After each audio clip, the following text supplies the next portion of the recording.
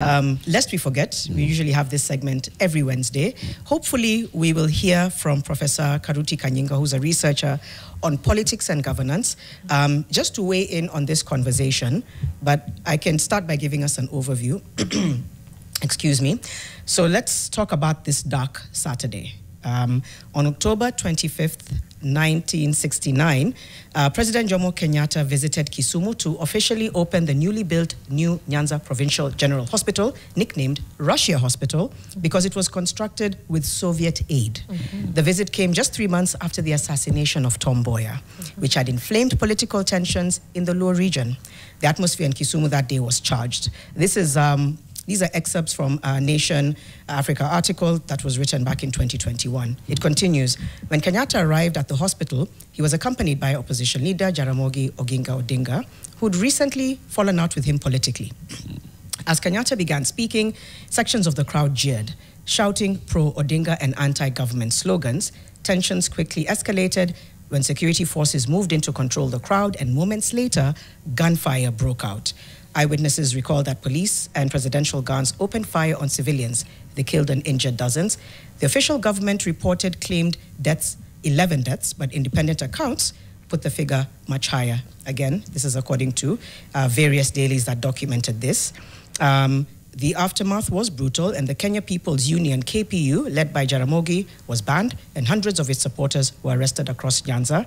The region was placed under heavy police surveillance, and Odinga was detained under house arrest. This effectively turned Kenya into a de facto one-party state, silencing political dissent and entrenching executive power. I'll pause there, wondering if any of this rings true to Eric, and whether perhaps the professor can then weigh in as we continue to thread how did this now birth this activist that we saw Raila Odinga carry that spirit of pushing back on unconstitutional means of silencing dissent as part of his legacy. Did you want to weigh in, Latif? No, I just wanted to look again and continue with this, with what you've just said. So there were things that led to this. There is Jaramogi Oginga Odinga before independence, and what he is mostly known for having said, that is, we cannot have independence if we still have our people detained in Kapenguria. We need them to come out, and we need, Mzee Jomo Kenyatta out to come and lead us in this country. Mzee comes out and becomes prime minister, then he becomes president, and he appoints his friend Jaramogi as his deputy. As we are starting with KANU, we also have KADU at that point, but they do that thing that they do, they measure KANU in a KADU. And we had one party. Then there's this fallout between these two erstwhile friends and political giants, Jaramogi and Mzee. And 1966, Jaramogi forms Kenya People's Union. So there was already this contention. So even as Mzee Jomo Kenyatta was going to open this hospital, it was known it was a tense moment. It was known that the things are not good. And the speeches that you'll find them on YouTube, you'll find those speeches, excerpts of the speech that Mzee made on that particular day. And, you know, people even coming to say, Jaramogi, why not that you're my friend? Wewe. And people saying, Peleke Manyani. Then he turns back and says, you cannot tell. Manyani is a prison. And it's known, it's, you know, it's in a very hot part of... Is Manyani in Taita Taveta County? Yes, it is. Peleke Manyani. And he's like, you cannot tell me where I'm taking my friend. He's my friend. Jaramogi is my friend. You can't be the one that tells me. But then, kumbe uko on the other side, there are people now who are being arrested thereafter. And a young Raila Odinga is picked up. Not because he's Jaramogi's son, but Raila Odinga is picked up because he is active and agitating. Okay? And he becomes the person that he has become up until a week ago today, when he left us. So there is a journey here that, you know, talks about this, the history of this country, the journey in this country, the sort of splits in this country, the tribalism and such and so on and so forth in the country that ought to be addressed at some point, seriously. So lest we forget, this happened, and lest we forget, we have never really addressed the issues that were actually brewing then? Right. I'll begin with the discrepancies in the numbers. If we can't agree on even what exactly happened, right? Historical accounts vary. That terminology always tickles me because I'm like, how can facts vary? How can facts vary, right? But like you said, according to the state, it was about 10 people. Other people say up to 100 people were killed at the opening of this Russia hospital. That's a lot of people. And largely through whatever documentaries you watch, when you listen to people who were there or who did hear accounts of what had happened live, they say, you know what, the police basically opened fire indiscriminately into a crowd. Does that remind you of anything that has happened recently? The fact that it's 2025. Right. I mean, as recently as Thursday last week. Yes, same thing still happening. But the fact that we can't agree on even what happened, that the fact that we didn't learn much, the fact that this began now a very dark era of Kenyan politics into the de facto one-party state, then the de jure one-party state, and then fighting for multi-partyism.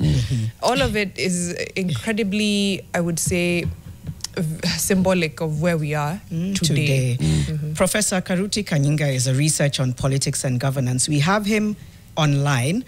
Professor, first of all, I hope you can hear us. We would have loved to have you in studio. He's on his way. He's on his way, yeah. You can confirm that, Prof. Ako kwa jama na kam. That you're actually on the way. Or he's being distracted, so he'll come back and speak to us. I'm sure he's listening in. I actually think, he's in the building. But the fact that Prof, we need to sit and analyze this with Prof because of what it means from a history perspective, but also what it meant as far as the Raila that we know, the Raila that we've known over the last 80 years. But at that time, he was 24, a young man. And then this ends up leading to his first arrest. And you said not because he was Jaramogi Oginga's son, but because he was just active. That tells you, I think throughout his lifetime, there's times he even not opposed his father, but basically went against the grain. And he was more than the legacy of Jaramogi. He charted his own political path, but clearly with some inspiration from his father. And dare I say, it's not easy to chart your own path when you have this figure also, you know, that is your father, who is equally as important in politics. But yeah, I think he said it over time. I am my own person. But to your point, with influence. So I know we'll continue to have this conversation with Prof once we get him really understanding that aspect of how it's shaped.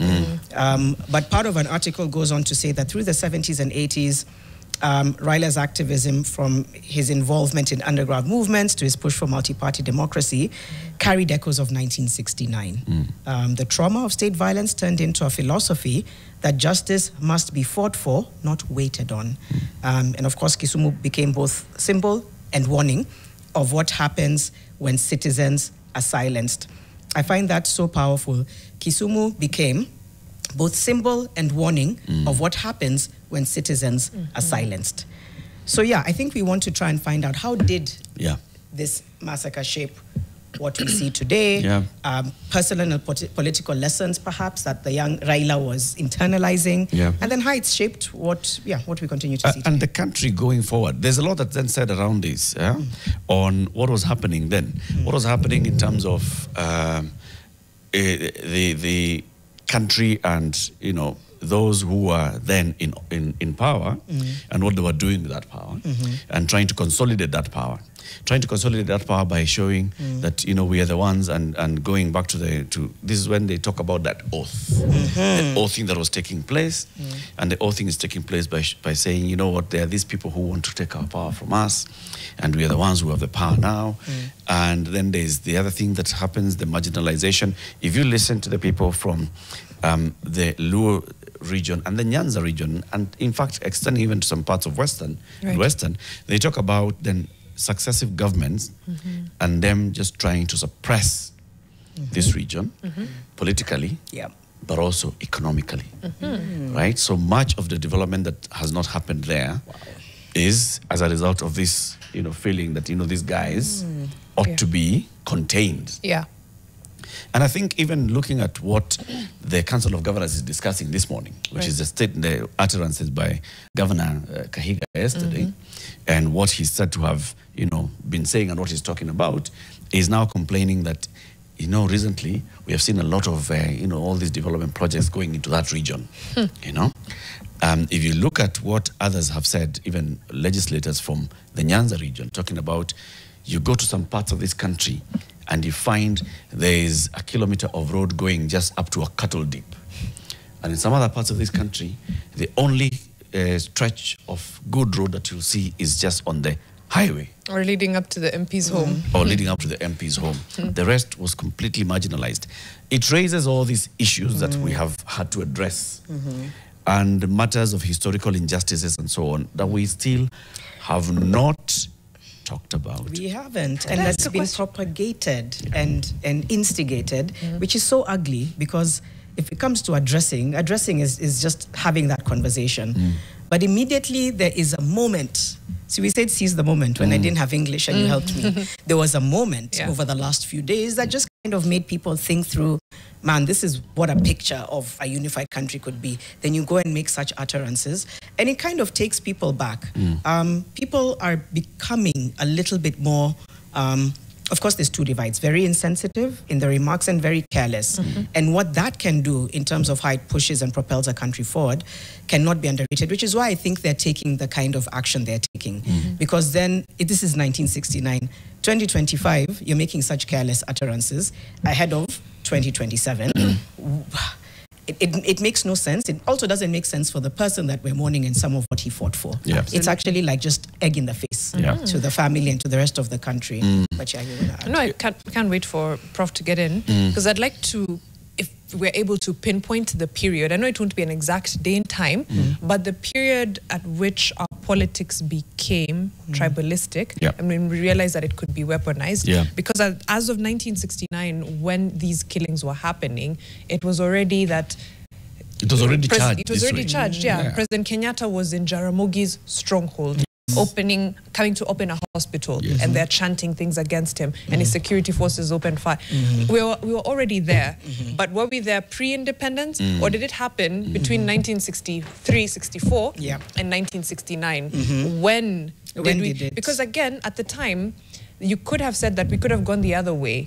We could have been... The politics of the day could have been socialism versus capitalism. That's true. Because it's called Russia Hospital because it was funded by Soviet funds. And Jaramogi was famously socialist. On the other hand, Jomo Kenyatta was on the other side, leaning very much capitalist. So why did the divide not go that way? Maybe it's because it was a few days after the assassination of Tom Mboya. Maybe, I don't know whether that, it's a very good point you've raised. Why did we choose to make it that way? But was that tension, even ethnic tension there because of what had just happened? That's fair. Yeah, or was it building up even before? Yeah. And then what did we do with it, since then? So we are saying, lest we forget, the 25th of October will be this Friday. And on this day, 25th of October in 1969, during President Jomo Kenyatta's visit to Kisumu to officially open the new Nyanza General Hospital, which is popularly known as the Russia Hospital. Even some people today still call it Russia, because it had been built with the aid from the Soviet Union. The visit turned tragic when clashes broke out between the Kenyatta entourage and supporters of Jaramogi Oginga Odinga, who had fallen out with the government. As tensions escalated, security forces opened fire on the crowd. They killed and injured several people. This is just some 2 years or 3 years after Jaramogi had actually left government and formed the Kenya People's Union. So he was already an opposition leader. Immediate former vice president, now opposition leader, Jaramogi Oginga Odinga. What happened thereafter? Raila Odinga, who was then 24 years old, was arrested. And this was among the first of very many other series of arrests and detentions that Raila Odinga went through. But it paints a picture of our country, where it was then, where it is now, what needs to happen now going forward. So let's welcome our guest. He's actually arrived, stuck in traffic, but at a traffic.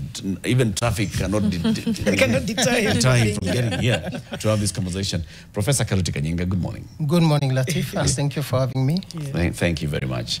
Karibu here, we fix the nation. We fix the nation by sometimes having these difficult conversations, like this one, at this particular time. We say it's timely, but it's also a bit sensitive, no, depending on how you look at it, right? Depending on how you look at it. Yeah. Sometimes you say, for us to fix it, we have got to address it. We have got to be sensitive. And we've got to be sensitive. Thank you. To everything that's going on. So, 1969, you're a prof. You've done this, I'm sure, many times. You research development, governance, politics, and how all those things then are shaping us today and shaping into our future. Mariam had asked a couple of questions before you arrived, in preparation for your arrival. So let's table them now. Mariam, table your questions.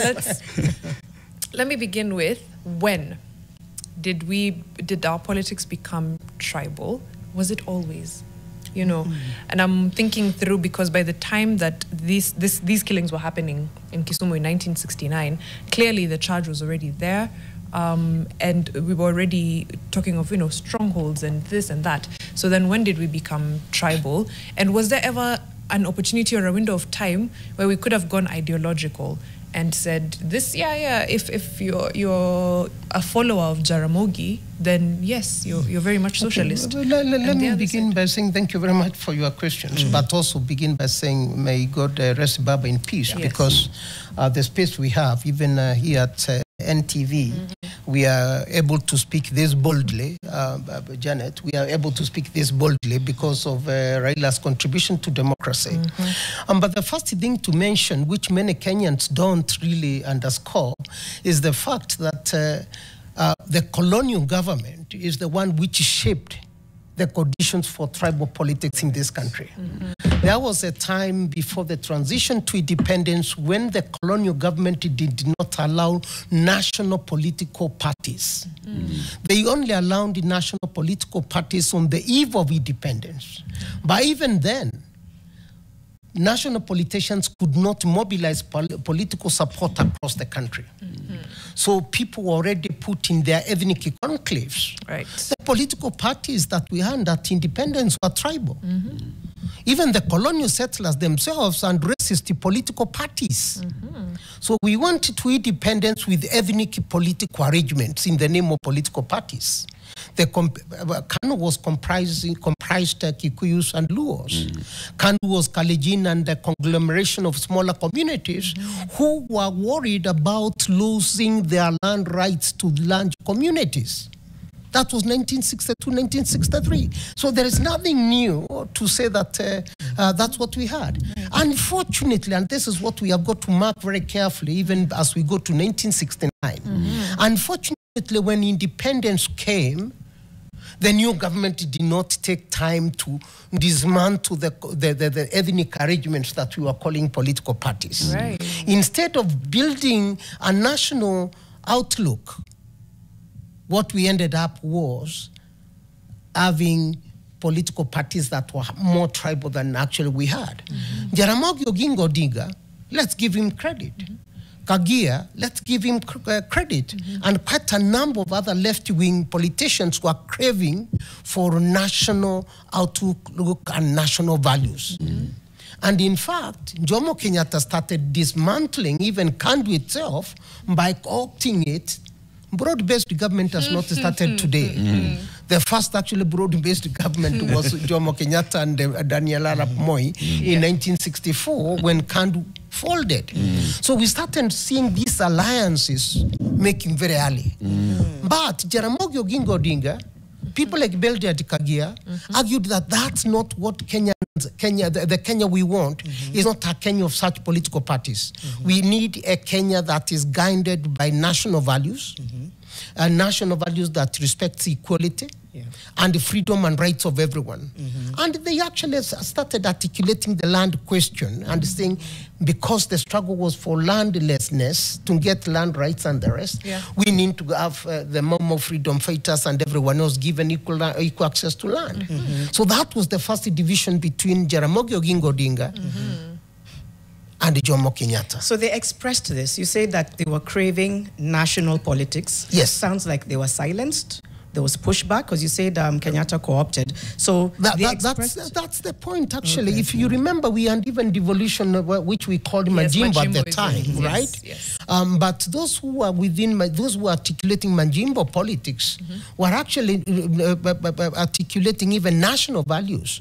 But Kenyatta, because of support from the West, Liberal government from the West, was much more concerned about a very different arrangement. Central.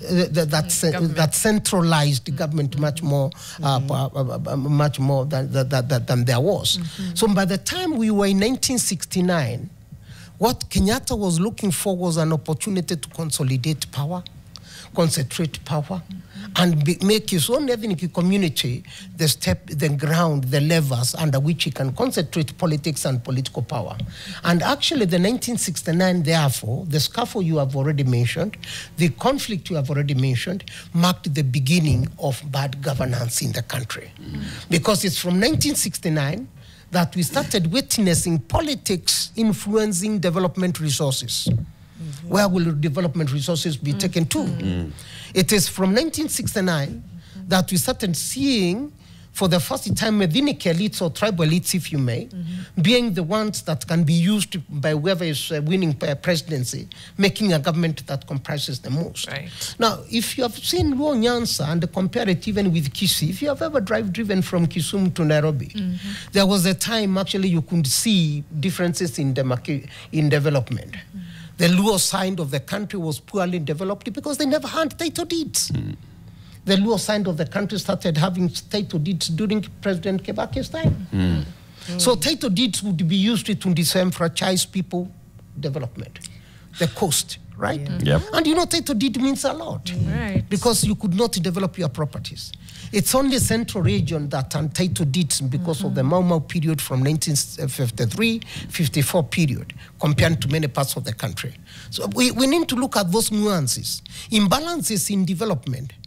1969 period that you have mentioned marked the beginning of imbalances in development in this country because the central government would decide where development resources would go and political considerations would mark would characterize where that would go. If you are very loyal to the president, the central government, national treasury, Minister of Planning would actually give you roads, would give you water, would give you this, would have more teachers. An airstrip. I'm hearing him talk and I'm flinching. It's upsetting. Because we're let me proceed and say that actually we saw the worst of this during President Moi's period. I was about to ask, when they formed the district, when they established the district focus for rural development in the 1990, from 1983-84. If you are loyal to the president, and if you are loyal to Kanu, they would say development resources will flow like water, right? And if you are opposed to the government, then you will not get resources. It's very unfortunate we see that kind of politics again coming at the national level, but there are even county governors who say that if you're not loyal to me, you'll not get development. So I wanted to say that have sat exactly where you're sitting now and said that I'm not one of them. No, not you. Because I'm not in politics. Not you. But I'm just making your point. Yes. And what Janet was saying when she was flinching, I felt the same way because we've had that so many times when we tried to understand why the bootlicking, why the affinity and the closeness to the president, even by people who seem fairly independent. They just tell you, I want development for my people. You don't understand politics. Well, you don't understand politics. But you see, that's where we make a mistake, Latif. Colleagues, if the constitution of Kenya, the 2010 constitution, was meant to work, we would not be looking to the national government for development. Because it's that constitution that provides how development can take place at the local level. It's that constitution that provides for devolution. And at least 15% of national revenue goes to the counties. Now, unfortunately, we don't pay attention to we don't have the real champions to make devolution work. The pillar of that constitution was Raila Odinga. He is gone. Actually, I think he's the last champion, and people like Omtata to campaign for a working constitution. If we let the 1020 constitution work, even the Gen Zs would not be in the streets anymore. You know, because Prof, that constitution is actually a key to a better society. It's a key to national peace and stability. If you look at devolution alone, if it works, no one can complain about marginalization. Very true. It talks about even how public positions can be distributed. It requires even the counties to move, to employ on a multi-ethnic basis. But look at what the counties are doing. If you're from Mandera, it's only people in Mandera who will get jobs.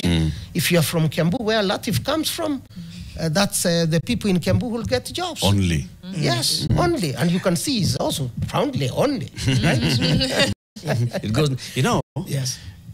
And I thank you for painting that picture and showing us that these events, as they were coming up, I mean, we inherited it from the colonial system. Our initial leaders refused to let it, to break it apart. And then coming to 1969, that is 56 years ago, then you call it the beginning of bad governance in this country. A 56-year-old person today, Prof, is Amze. So in fact a minority. In fact, our president is 59, right? If you just look at then what that means, it's a generation of people who have grown up in this system. This is what we know our politics to be. This is how we have seen it, you know, as we grew up. Whether you come from Hola or from Mandera, like you said, or from Loitoktok, this is what you've seen as you grew up with politics. So how can we remove that from our system? Because every time we have politicians here coming and tell us, you know, let me tell you, vertical ground, this is how our politics is. Our politics is local. Yes, we have our constitution. Yes, this constitution is very good. But the expectations of the people are this. That, you know, if I try to go and balance resources in my constituency with the CDF, even the people in the CDF committee will tell me, but how, what will aside, how to support, to know support kwa nini, you know? How do we get that out? Let me begin by saying that it is changing. It is changing because we are having younger people who are yearning for a better society. Very true. When young people stand up and say that I don't care about the kind of jobs you are telling me about, but I care about working here in Kenya and go to visit other countries as a tourist. Right. That's a very profound kind of conviction we are talking about. So we are slowly witnessing the birth of issue-based politics. And in fact, if we want to be very frank, the 2022 campaigns were much more issue-based than tribal-based. Yeah. And even at the local level, today leaders are being voted for by younger people, not on basis of the tribe where they come from, not on basis of the clan. The young people are yearning for someone who can make change because they have realized that unless there is change, you are on your own. But if there is change for everyone, everyone will benefit in it. Yes. And that's where I think we need to start drawing lines, that the younger people are demanding for a better society, even in places, in private sector and in public sector. There is some hope in the sense that young people are putting force and discipline in how politicians organize themselves. The second thing to underline, and I think I need to be very careful now to state this, when we say that people are voting on tribal lines, some are voting, tribal line itself can also be ideological or policy based. Because if you are a community that has been ostracized and denied development, where you are just saying we are looking for an opportunity for development. But how is it that we can mobilize for development for everyone in this country? That becomes the key thing. And I'm mentioning that simply because when, let's say, a certain community mobilizes because their own is in power, what they are doing is actually to say we want to hope to remain in power. And those who are voting against them, they have got fears of being marginalized. Yes. So everybody is voting on basis of hope. So how is it that the country, the entire country should be voting on basis of hope? That the leader we put in place will be a leader for all of us, and the person who is very bad will be bad for everyone. The second thing that seems to be happening in this country, and I think people are underlining it in every election, is that actually ethnic leaders don't deliver. They live only for themselves and for their family. Right?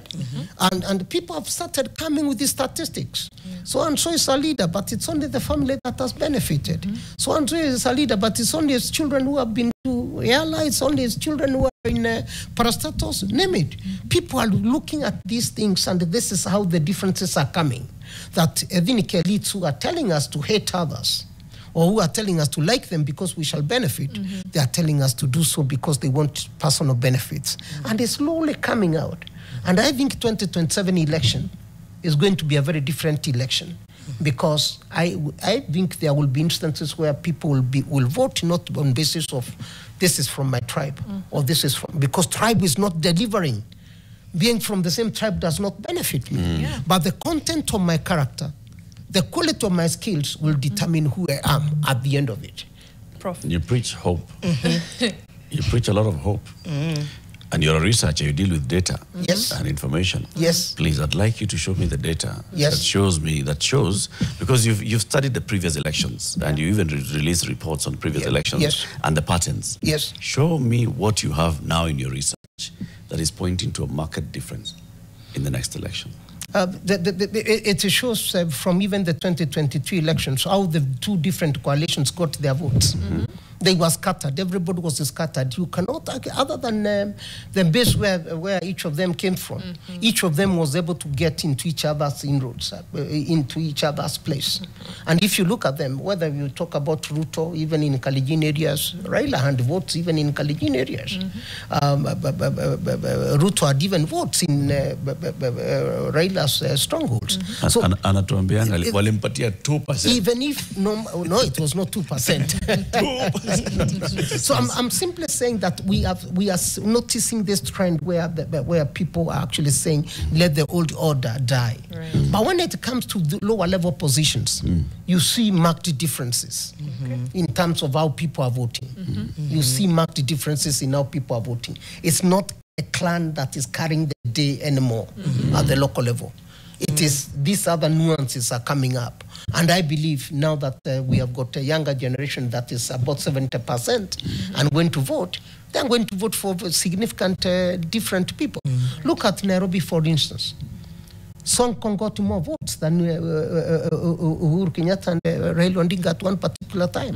Which tribe is Sonko? It's not the Kambas that voted for him, right?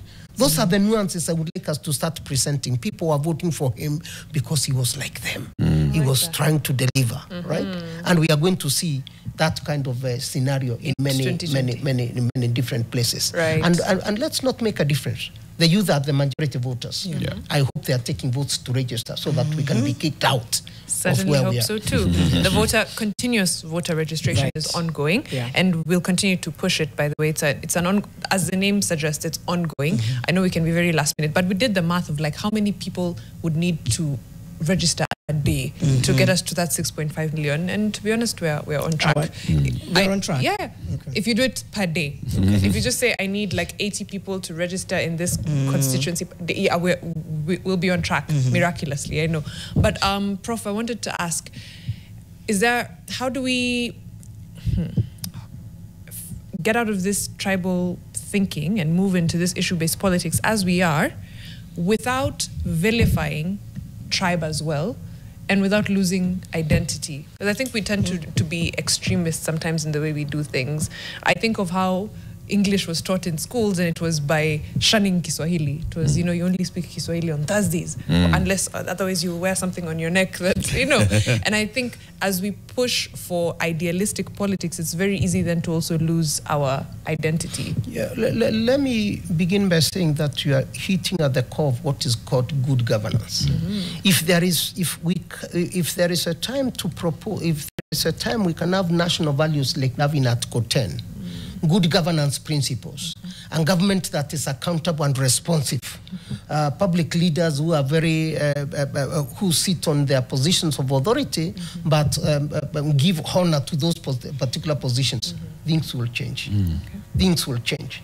If we have got accountable leaders who take positions and say that I'm serving my nation, and I'm being governed by values and principles of accountability and being transparent to the people I serve, things will change. But the moment you get into a position of authority and you say, I'm Janet Bugwa, it's me and me alone, right? I'm Latif, it's me and me alone. That's what is causing a problem.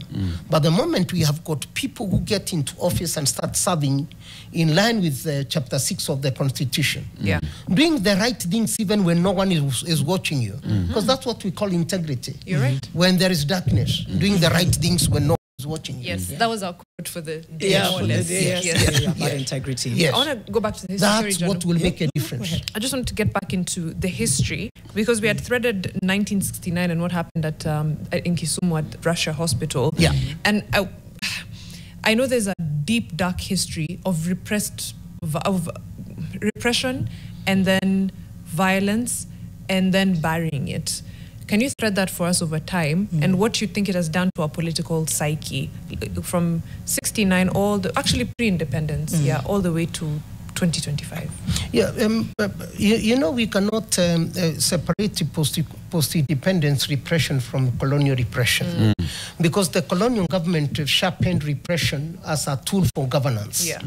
And then we have got post-independence government picking the same police force, changing their uniforms. Yeah. Right? And making it a force that can be used by the executive throughout. And that's why it has become extremely difficult to democratize the police force in this country. Because it's a colonial force.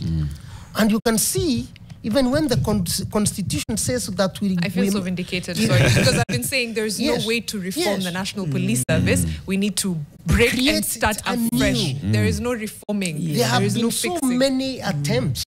Even after the post-election violence, there was an attempt to manage by APs and regular police. That did not happen. The curriculum itself, people have been talking about it, improving it. But all that we have been seeing is changes in uniform. Changes in uniform is not changing character of the police force. Right? Yes. That's a quote. The changing uniform does not equate the changing of character. Right. Similar to what Mariam is asking, maybe you've answered it, Prof, is I struggle with what does reconciliation look like if history hasn't been confronted? Is it even possible? Because we have all these chapters of history that haven't been. Then we come in, we try TJRC, we try to have what we saw happen in, you know, in Germany, in South Africa, where they really tried to be intentional about reconciliation. We haven't confronted our historical injustices. Yeah, but we make mistakes. TJRC in Kenya was about writing the report as an end in itself. Oh my gosh. What did you do with the report? We were ticking a box. What did you do? I mean, writing a good report is one thing. The report made recommendations. So what did you do? What did you do with the recommendations? Now that's right? the question. Yeah. That's what we are simply saying. That our history is so sensitive. Our political is so sensitive that we are yet to get a leader who will bite the bullet and say that we need to correct the wrongs.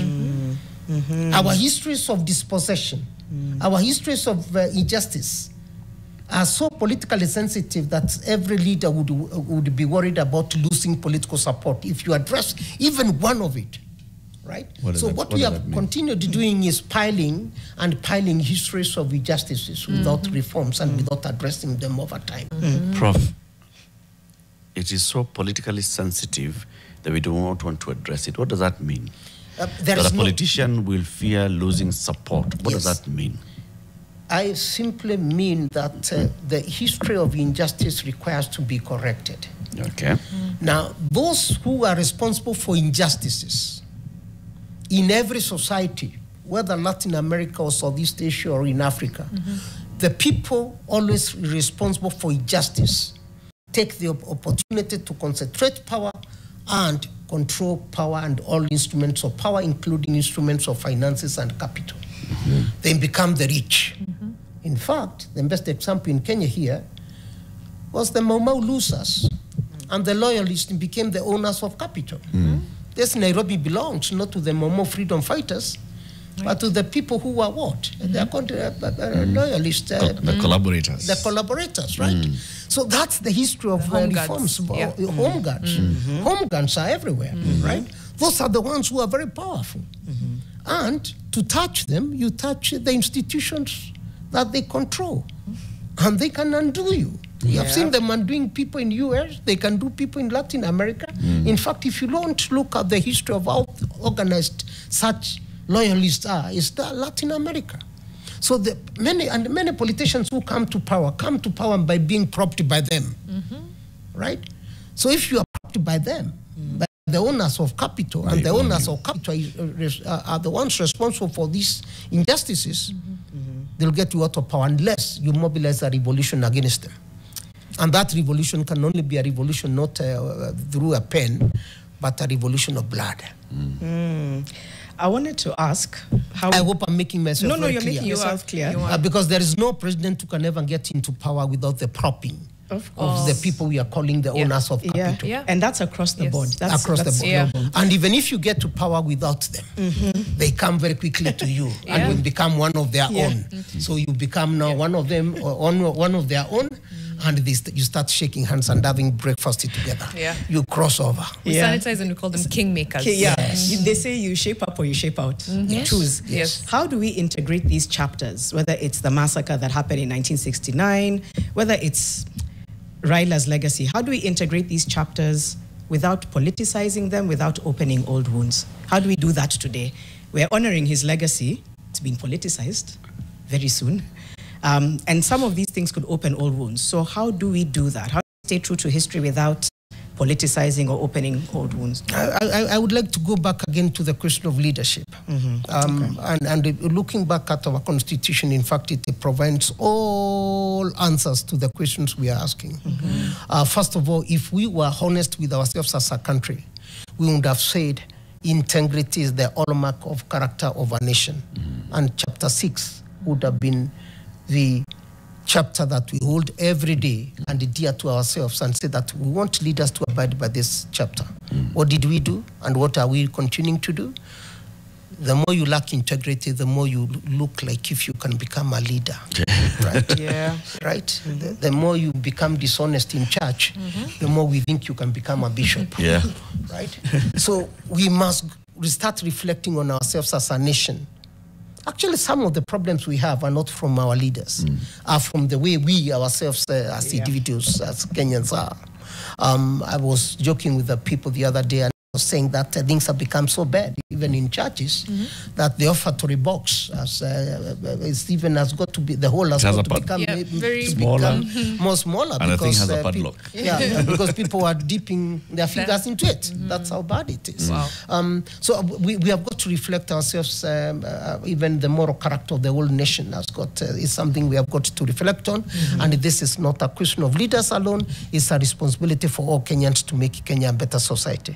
These leaders are cut from the same cloth with us. They come from the same society.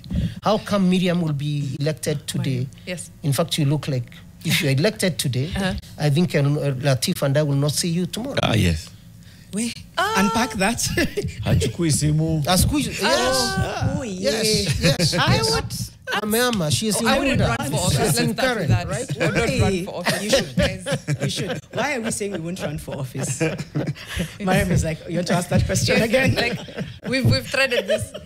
Unendo shout to yourself horse by yourself. Anyway. But the point I want really to make is that we have a culture that makes leadership not be servant-driven. A leadership, a culture that makes leaders lose integrity. And also when people start demanding money from leaders, it makes money, it monetizes politics and monetizes relations. In fact, what we have seen increasingly in the last 2 years is our politics has become very transactional. During President Uhuru's time, politics was ATM for ordinary people. But now what we see is transaction. What is there for me? As you do this for me, what is there for me? And that is where we say we are losing it as a society. Could I ask something, just a history question? There was a period of Kenya's history where we had, how many, 7 or 8 vice presidents during Kibaki's, during Kenyatta's time. Is it actually, or during Moi's time? I'm not just trying to thread. Not that many. It was not 8? No. Who had 8 vice presidents? None.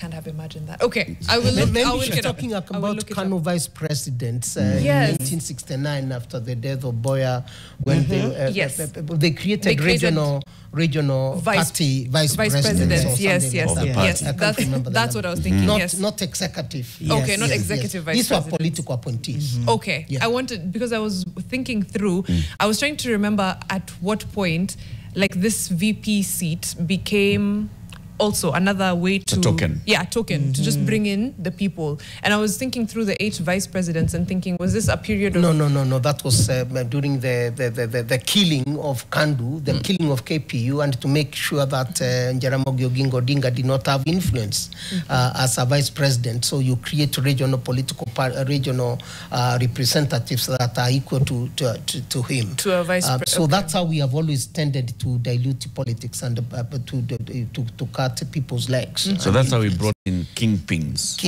Because those ones now became the regional kingpins. Yes. And they were high enough in the political party. And because it's the only political party in the country, then they are very high enough in the country. Yeah, but also let's not forget that we started voting for presidents fairly recently, 1991. That was the first time people started voting for a president. Our elections have always been very competitive, but only parliamentary and councillor seats. Yes, right? Is as competitive as it gets. Yes, it was very competitive. Yes, But it's always been this very other one competitive. is reserved. No, this other one it's reserved for someone. Yes. the person with the kingmakers behind them. I know. We're still, again, I keep going back to Raila Odinga. A lot of what people are saying now is, they talk about how he shaped politics, right? I'm trying to get your thoughts, Prof, on what the next chapter of politics looks like in his absence.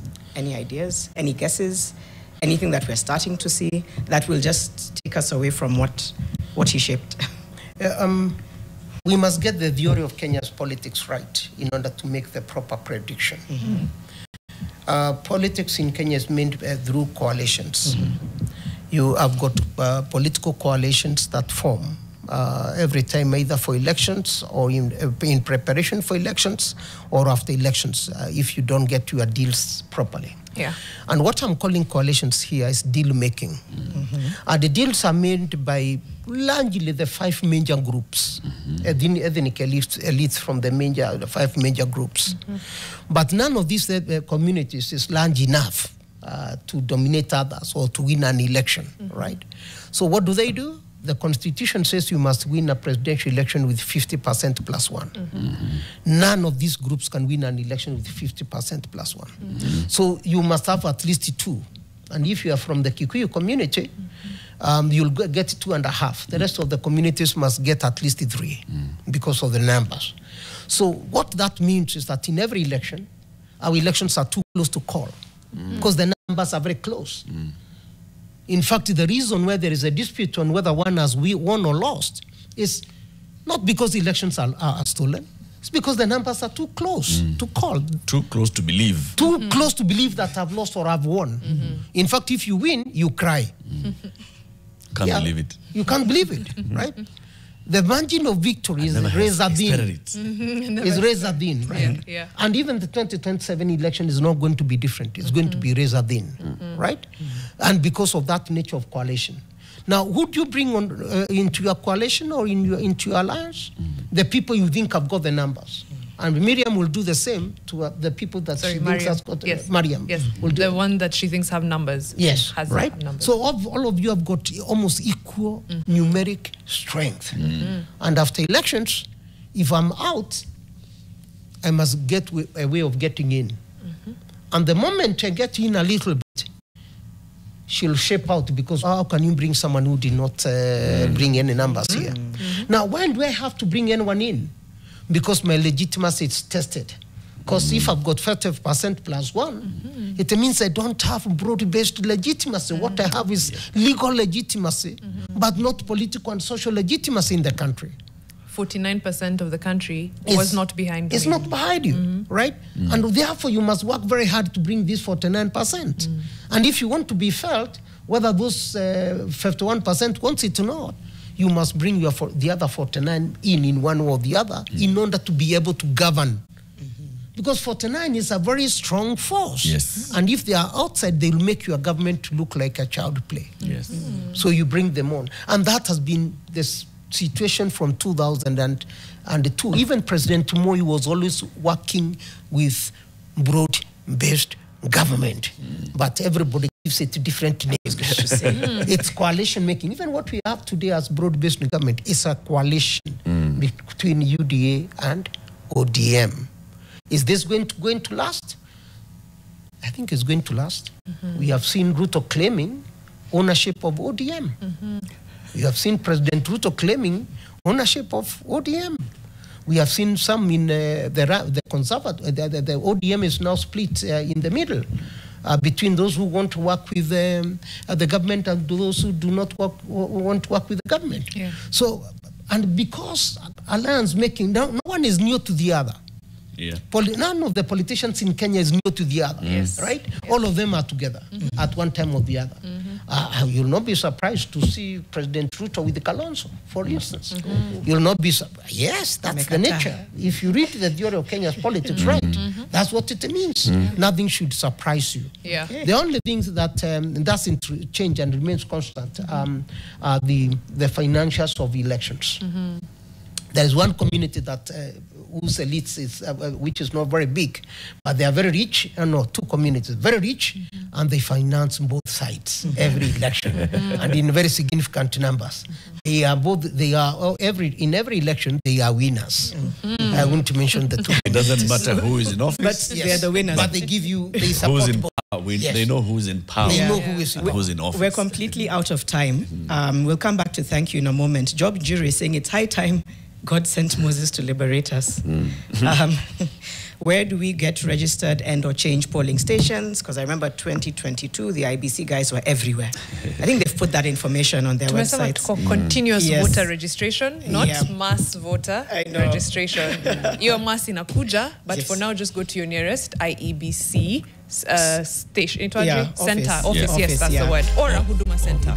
Thank you so much, Prof, for gracing us. Of course, Senator Okiya Omtata. Thank you for staying with Fixing the Nation, one conversation at a time. Mariam Bishara, Eric Latif, Janet Bogwa.